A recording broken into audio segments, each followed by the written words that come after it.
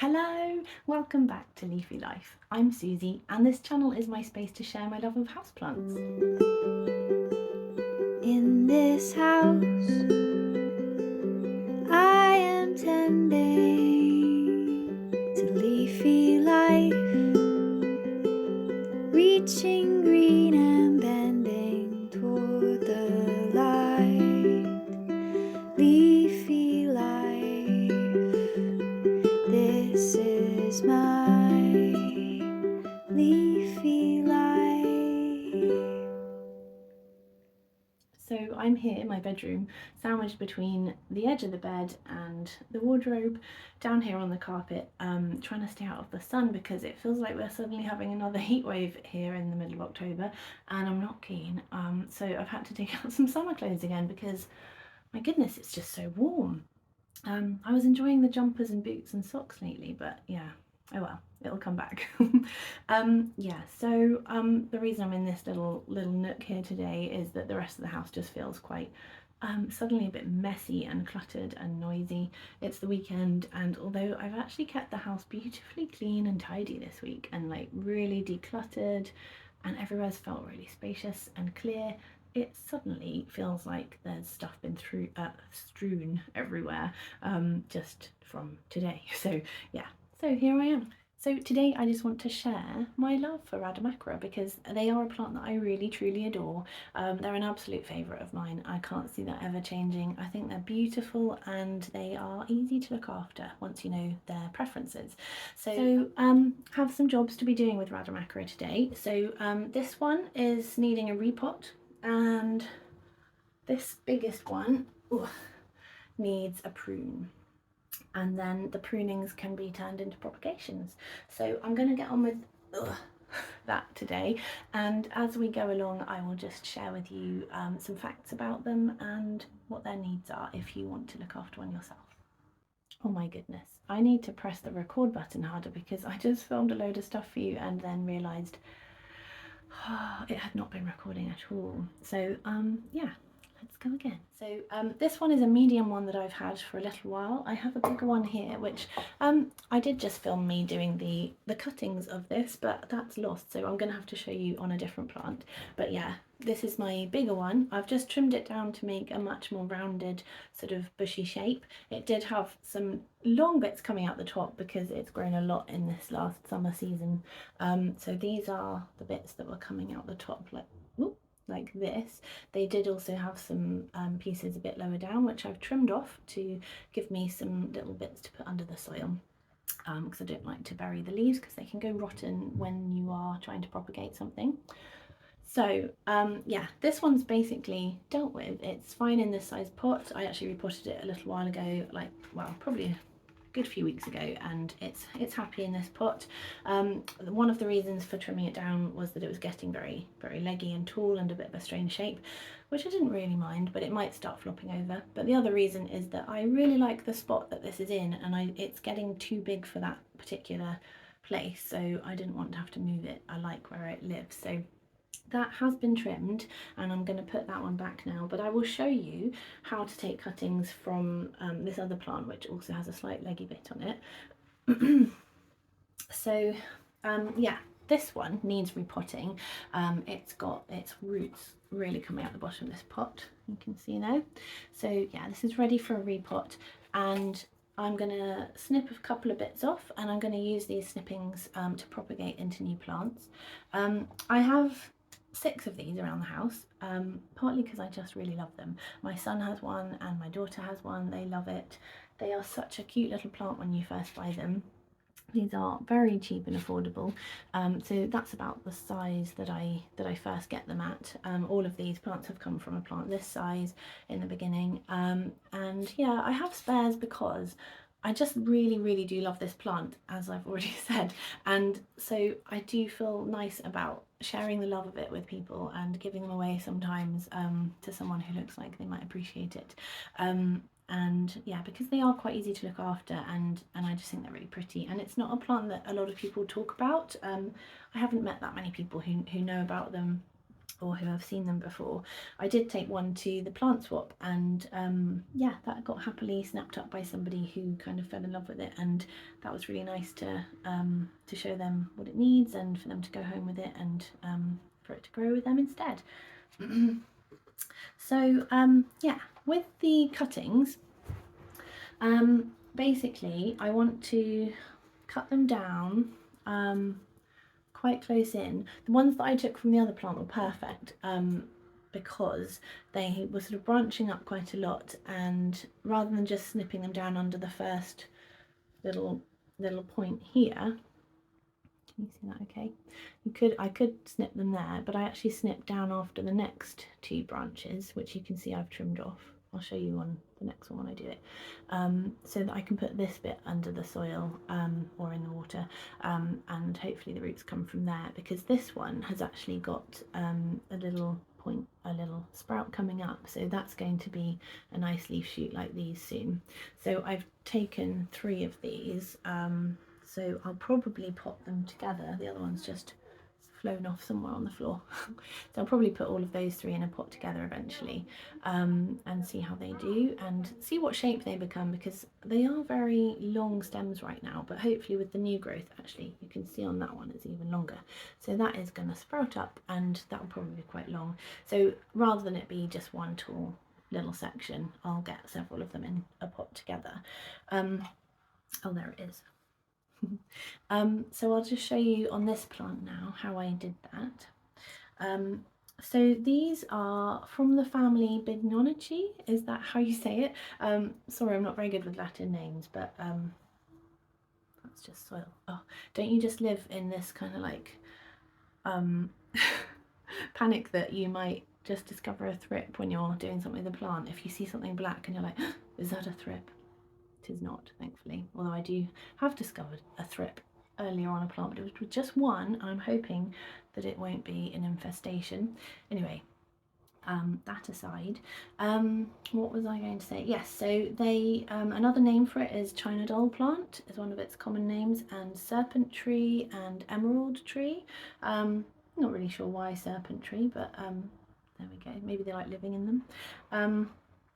And yeah, they are native to the subtropical mountain regions of China and Taiwan, so they really appreciate humidity. They would really love to have humidity, but they don't kick up a stink if they don't get it. They're very they're quite amenable. So yeah, they prefer humid conditions, but they tolerate life without it quite well, and they are fine. None of mine have access to humidity because I don't own a humidifier. I have a dehumidifier, but that's not going to help anything. So yeah, that's something I'm going to invest in hopefully soon, especially through the winter when the radiators are coming on and the air is quite dry. It would be nice to give my plants that and see if it helps them generally be healthier and happier. But yeah, I've had these plants for a while and they've all thrived and been really healthy looking without the extra humidity. So it's nice that although that's what they prefer, they are fine without it and they don't struggle without it. So let's get on and take this next cutting. I wouldn't say it's essential that this plant is pruned right now, but I'm just going to do the longest bit that's coming out, because I think after that the plant will be quite nice and bushy. So I'm going to take this side bit.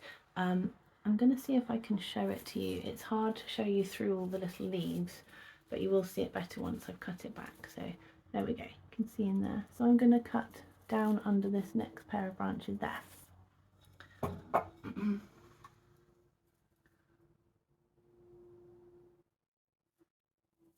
Just trying to make sure I don't cut anything behind it. I have to isolate it. Oh my goodness. Okay, I'm hoping this stem isn't too thick, because it's best to just propagate green stem cuttings rather than, as they get mature, they do get quite woody and brown. So I'll show you on this bigger, older plant that I have.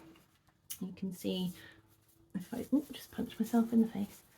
Now you can see they are very woody brown stems there, got very thick and old. So yeah, can't really take cuttings from those bits.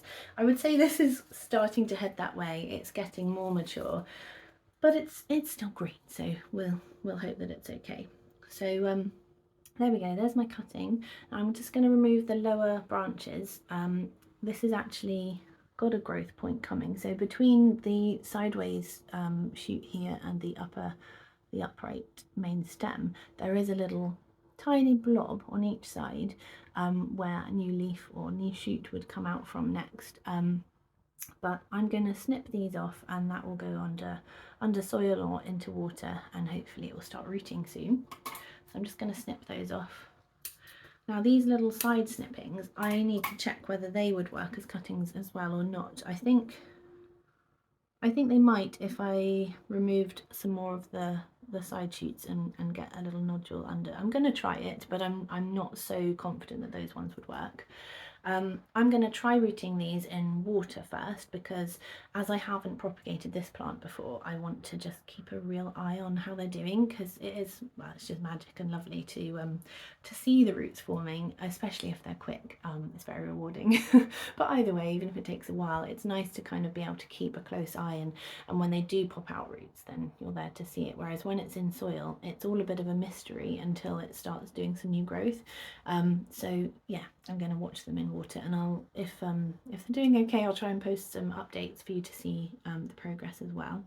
So I'm going to add this one to my pile over there, and I think they can all go in a pot together later. I'll put those in some water shortly. So yeah, this plant is now a nicer, bushier sort of shape, and it needs a repot. So we'll get on with giving it some fresh soil in a slightly bigger pot, shuffling back a bit because the light is absolutely dazzling right now, so I'm just trying to stay in the shade. I've had to open the blinds up a bit because it's getting rather dark otherwise. Right, I have some water for the cuttings first of all. I'm just going to put this in. I've just got a jam jar here, and I think they're probably not all going to go in and stay in unless I put them all in at once and sort of prod them down, because they're quite sort of arching and sort of whippy and bendy. Had this the other day with another plant where they just did not want to go in, so it's kind of easy to just bunch them up and then, yeah, and sort of staying put a bit. Looking rather lovely with the sunshine coming through them. I do really love this plant. I love how completely verdant green it is. It's like a really bright pea green, and I adore the shape of the leaves. I don't think I've given you a close-up of them yet. Let's show you a typical sort of young leaf there. There we go. Is that focused? Anyway, so yeah, I just really love the colour and the shape, and my son said the same earlier. He popped in just before I started filming, and he was saying, oh, are you going to do a video? What's it about? And I told him, and he said, really, just RADERMACHERA on its own? I was like, yeah, because it totally deserves it. And he said, yeah, I just love them. And he said he really loves the shape of the leaves, and he says they're really cute when they're little. And he also said that the more he has learnt about them, the more he loves them. And he said, you know, that's so true always, isn't it? Like, the more you know something, the more you can love it. And he likened it to his passion for lizards. He loves reptiles, and yeah, it's just very sweet. I love it. So those are in water now, and I'll let you know how those progress. Stay. I'm just going to put those out of reach. Don't fall over on my bed. And now we're going to repot this lovely fella. I'm just going to head back into the shade a little bit and bring this into your sight. Okay, I have a pot which I've kind of left right over there. Let's give them more. Here we go. So yeah, just sizing up a bit.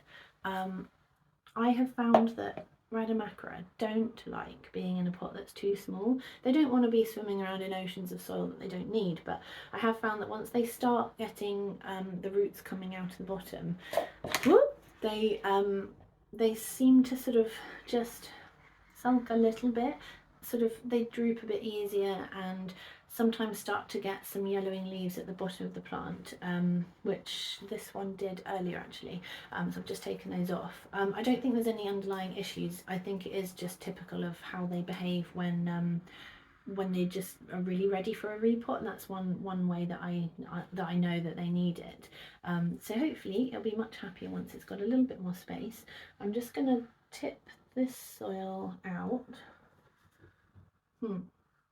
I didn't bring my soil waste bin. Hold on a sec. Okay, I'm actually just going to use this pot and the soil can go in there.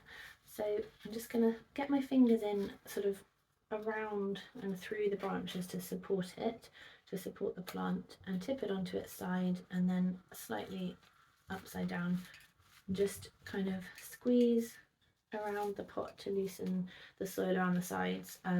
As the roots are coming through the holes at the bottom, I don't want to rip those, they're quite fine there. I think one or two will break when I pull it off, but not enough to be a problem. There we go, that's come off nicely. So I'll give you a better look now. So you can see they're all starting to go round and round the pot. RADERMACHERA roots are sort of semi-fine. They're not big beefy roots, but they're not sort of totally wispy either. So they're okay to kind of massage around to get the soil off.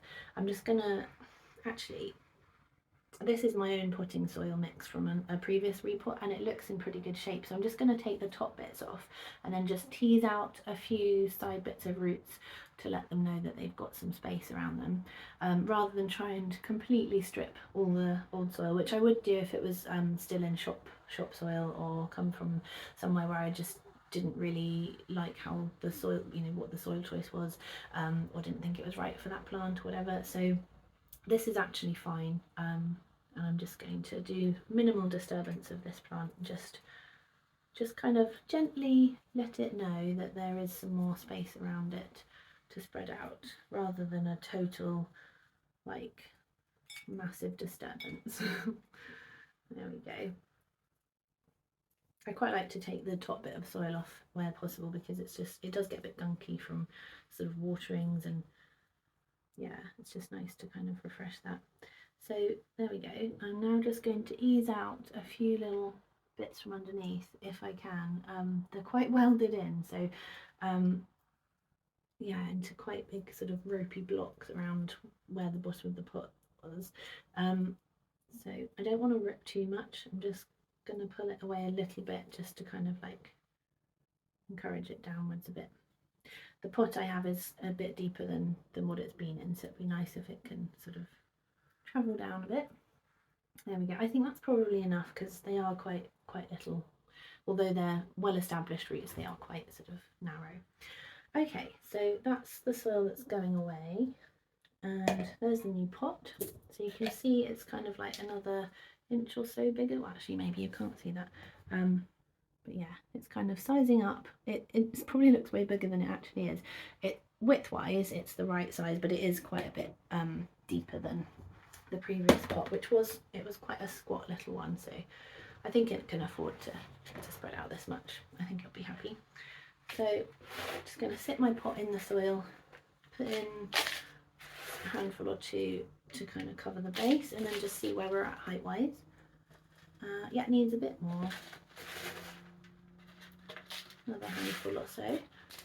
Give it a shake and a shimmy, lower that down, and yeah, I'd say that's a good height for it. So I'm now just going to fill in around the sides and just pat it in a minute to kind of like get any air pockets filled up. It's really good when you're repotting, if you've not repotted much yourself, it's really good to try not to sort of cram the soil in too tight. That's when sort of roots can get squashed, and when the oxygen gets a bit like pushed out, and it's good to have aeration in your plants for the roots to access, and aeration in your soil for the roots to access, and when things are just pushed down too much, it's actually quite hard for the water to get through as well, so it's just good to kind of like shake it and shimmy it and pat it down without sort of like pressing really hard. I think when I was a child and I used to do potting up outside of garden plants, I used to like press it down really hard thinking it had to be absolutely wedged in. And so I think I carried that into my very early days of repotting houseplants, and gradually sort of lightened up and realised, oh, actually, just steady on, get some room to breathe. So now I'm just really loose in my soil, and I just kind of like sprinkle it in and shake it down.